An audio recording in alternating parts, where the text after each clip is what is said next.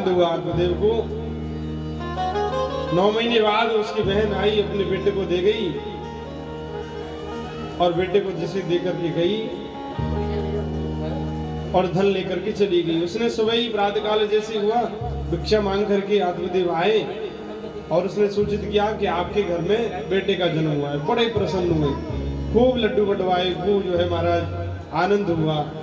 चलो पड़ोसियों ने भी कहा, बोलो आत्मदेव का बुढ़ापा तो अच्छे से कट जाएगा, बेटा हो गया तो रोटी देगा, दाल रोटी देगा, बहू आ जाएगी, सब भोजन मिलेगा, सेवा होगी। देवी अब बेटा हो गया है तो पंडित जी से पूछ के आया हूँ, मेरा नाम आत्मदेव है, बेटे का नाम आत्मा राम रख लेते हैं। बोले वाह, 9 महीने पेट में मैंने रखा, नाम तुम्हारे जैसा रखेंगे? बिल्कुल नहीं होगा ऐसा। बोले क्या करें? बोले बेटा मेरा है, जन्म मैंने दिया है, तो नाम भी मेरे ही जैसा होना चाहिए। क्या नाम रखेंगे आप? बोले मेरा नाम धुंधली देवी और बेटे का नाम धुंधकारी रखेंगे। धुंधकारी रखेंगे, धुंधकारी नाम रखा और धुंधकारी नाम रख करके अब धीरे धीरे वो धुंधकारी बड़ा होने लगा। अब ये जो फल था वो एक गौ माता को खिला दिया। देखिए संतों का जो फल है, संतों का जो आशीर्वाद है, मंदिर का कोई भी फल है कहीं से भी मिल रहा है तो उसका जो प्रभाव है वो कभी खत्म नहीं होता। तो जो फल है वो परीक्षा लेने के लिए, देखिए आपको पूरी परिपाटी के साथ आपको कथा सुना रहे हैं। तो फल ले जाकर के उन्होंने एक गौ माता को खिला दिया और गौ माता ने वो फल खाया तो उस फल के माध्यम से गौ माता को एक सुंदर बालक का जन्म हुआ। उस बालक के जो कान थे वो गौ माता की तरह थे और शरीर मनुष्य जैसा ही था। उस बालक का नाम रखा, गौ के माध्यम से जन्म हुआ, गौ के जैसे कर्ण थे इसलिए उसका नाम रखा गौ कर्ण जी महाराज। बोलिए गौ कर्ण जी महाराज की। संतों का प्रसाद था तो संत जन्म लेकर के घर में आया, संत का प्रसाद था तो संत जन्म लेकर के आया। धीरे धीरे धुंधकारी बड़ा होने लगा। अब देखिए जिस घर में एक बेटा एक संतान होती है तो माँ और बाप और परिवार का सबका प्यार मिलता है, और जहाँ पर 2-4 संतानें हो तो वो प्यार बढ़ जाता है। कभी कहीं कभी किसी छोटे बेटे में मन लग जाएगा, किसी का बड़े बेटे में लग जाएगा, डाइवर्ट हो जाता है वो हमारा जो प्रेम है। लेकिन धुंधकारी तो अकेला ही घर में, तो पिताजी का भी प्रेम है और माँ का तो अटूट प्रेम है। अब देखिए ये जो कथा है वो संस्कारों की कथा है। संस्कार जब तक नहीं बनेंगे तब तक हम कथा में बैठ करके आनंद प्राप्त नहीं कर सकते। इसलिए आज की जो कथा है वो संस्कारों की कथा है। प्रथम दिन की जो महात्मा की कथा है वो संस्कारों की कथा है। कैसा संस्कार होना चाहिए तब जीव भगवान का बनेगा, ये बात आज कही। तो नारायण धीरे धीरे बड़ा होने लगा, कंचे खेलने लगा, थोड़ा बड़ा हुआ तो जुआ खेलने लगा। घर में धन की कमी नहीं है। माँ से कहता है माँ धन दो, तो जुआ खेलना भी शुरू कर दिया।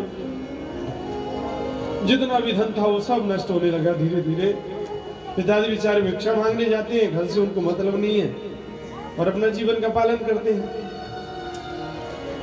धीरे धीरे समय पास होने लगा, धीरे धीरे बड़ा हुआ धुंधकारी। एक दिन माँ से कहा, माँ धीरे धीरे वैश्यावृत्ति में भी उसका मन, और कभी कभी महाराज वो अनाचार भी करने लगा, दुराचार भी करने लगा, गलत कार्यों में उसका मन लगना प्रारंभ हो गया। माँ से एक दिन कहा, माँ जुआ खेलने जाना है, धन दे दो। माँ ने कहा, बेटा जितना धन था वो सब तूने बर्बाद कर दिया, पिताजी का कमाया हुआ धन सब नष्ट हो गया, अब कुछ भी नहीं है। तो देखिए कुसंस्कारों का ऐसा प्रभाव कि आज धुंधकारी ने अपनी माँ को लात मारी, ये कुसंस्कारों का प्रभाव है। अपनी माँ को लात मारी, शर्म के मारे धुंधली देवी जाकर के कुएं में जाकर के आत्महत्या करती है। पिताजी दुखी एक दिन रो रहे थे। पिताजी तब भी रो रहे थे जब संतान नहीं थी, पिताजी आज भी रो रहे हैं जब संतान दुख दे रही है। इस बात की गारंटी नहीं है कि संतान जो होगी वो श्रवण कुमारी होगी। निजकृत कर्म भोग शुभ भ्राता, कौन काऊ सुख दुख कर दाता। आजकल बच्चों को इंजीनियर बनाते हैं, डॉक्टर बनाते हैं, बड़ी बड़ी डिग्रियां करवाते हैं। बच्चे की शादी होती है और बच्चे अपनी पत्नी के साथ सेटल होकर के एक फ्लैट ले लेते हैं और माँ बाप से कहते हैं पिताजी फ्लैट छोटा है और आप घर पर ही रह करके घर को देखिए, घर पे रह करके घर संभालिए, नौकरी कर मुझे समय नहीं मिलता आपकी सेवा का, तो आप आकर के वहाँ क्या करेंगे। तो इसलिए मेरे बहन भाई, मैं तो एक ही निवेदन करता हूँ कि अपने जीवन की तैयारी हमें स्वयं करनी है। और जो तैयारी वो कब होगी, अब आप टूटेंगे जरूर जब बच्चों की जॉब लग जाएंगे। संस्कार अगर अच्छे हैं तो बच्चे सेवा भी करेंगे, नहीं तो बहानेबाजों की भी कमी नहीं है। बोलो राधे राधे। तो समझने की बात इतनी सी है कि तैयारी अगर आज से ही होगी, अभी से ही होगी, भगवान के भजन की, भगवान के सत्संग की, भगवान के बल का अगर सहारा होगा, तुम्हारा जीवन में हम कभी भी निर्मल नहीं होंगे, कभी भी निर्मल नहीं होंगे। और भगवान नाम का सहारा, भगवान के भजन का सहारा नहीं है तो हम इस जीवन में भी निर्मल हैं और आने वाले कई योनियों में महाराज निर्मल पड़े रहेंगे, निर्बल पड़े रहेंगे। हारे का सहारा बाबा श्याम हमारा, हारे का सहारा तो वो ब्रह्म ही हो सकता है, वो बिहारी जी हो सकते हैं, सत्संग हो सकता है। ये सत्संग आपको इतना बल देता है, सच बताऊं आपको इतना बल देता है, आपको जीने की राह दिखाता है। आप यहाँ से जाते हैं तो आपको लगता है कि कोई हमारे साथ है जो बहुत जन्मों से बिछड़ गया था, वो जो कहीं हमें मिला नहीं था, जिसको हम भूल गए थे, वो आज हमारे साथ है और वो हमारे हमेशा हमारे साथ रहे। ऐसा भाव यहाँ बैठ करके साथ दिन आपको आएगा।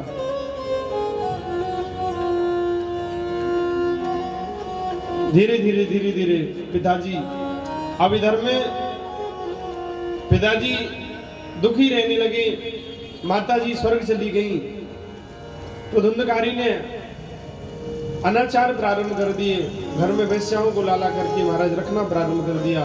अब तो उनकी इच्छाओं को पूरी करना है, चोरी करना प्रारंभ कर दिया। जिस ब्राह्मण के घर में सब लोग प्रणाम करने आते थे, जिस ब्राह्मण का सब सम्मान करते थे, आज उस ब्राह्मण के दरवाजे पर कोई नहीं आता, सिर्फ कुछ संस्कारों की वजह से।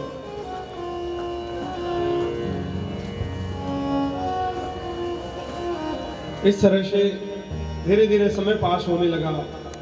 एक दिन ऐसा आया कि एक राजा के घर चोरी करने धुंधकारी गया, रात्रि में लौट करके बहुत सारा धन लाया और धन ला करके महाराज उसने वैश्याओं के सामने रख दिया, जितना धन चाहिए ले लीजिए। वैसे समझ गई कि इसके साथ हमें भी पिसना पड़ेगा, हमें भी इसके साथ जेल जाना पड़ेगा, हमें भी रोना पड़ेगा, इसलिए राजा को पता न चले उससे पहले ही कुछ कर दिया जाए तो अच्छा है।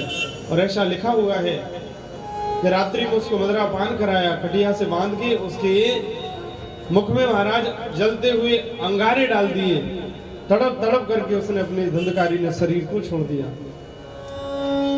अंते मति यथा गति, अंत में जीव की जैसी मति होती है, जीव वैसी ही गति को प्राप्त करता है। और आज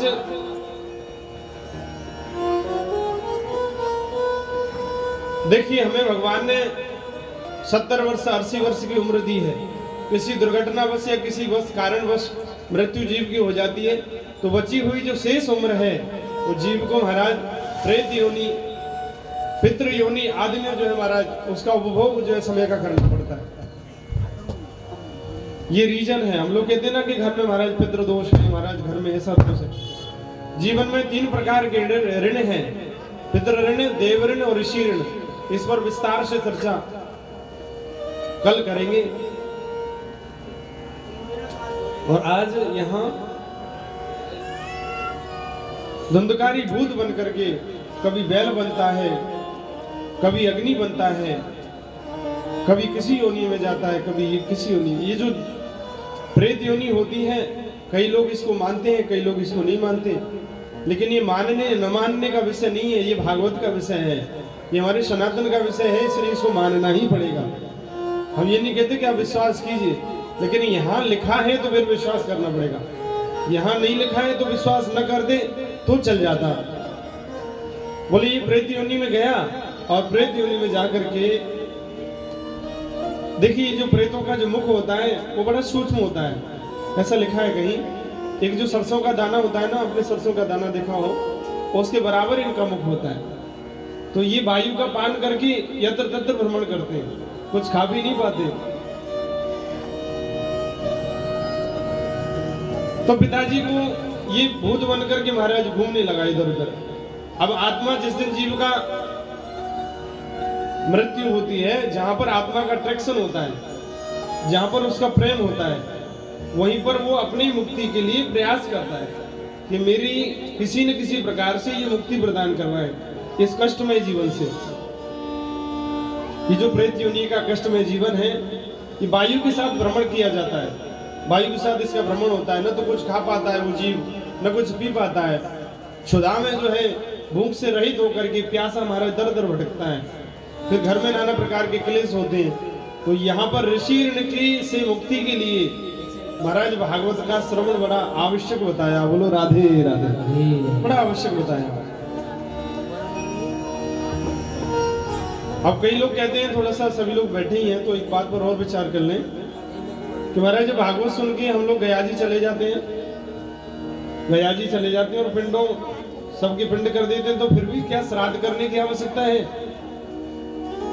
बोले जब आप गया जी चले जाते हैं तो आप पुत्र जो है पिता के ऋण से मुक्त हो जाता है, लेकिन जो पितर हैं वो ब्रह्म में समाहित हो जाते हैं, परमात्मा में हो जाते हैं। इसलिए परमात्मा में उन पितरों के लिए भगवान की भी सेवा करनी चाहिए और महाराज हमें अपने पितरों के लिए भोजन भी कराना चाहिए। कई लोगों, क्योंकि वो जो पितर हैं आपके, वो जो पूर्वज हैं वो ब्रह्ममय हो गए, तो उस ब्रह्ममय है तब भी तो हमारा कर्तव्य है कि हम उनकी सेवा करें, हम उनके लिए कुछ यजन करें, हम उनके लिए निमित्त कुछ घर में से एकादशी, पूर्णिमा, अमावस को कुछ न कुछ उनके लिए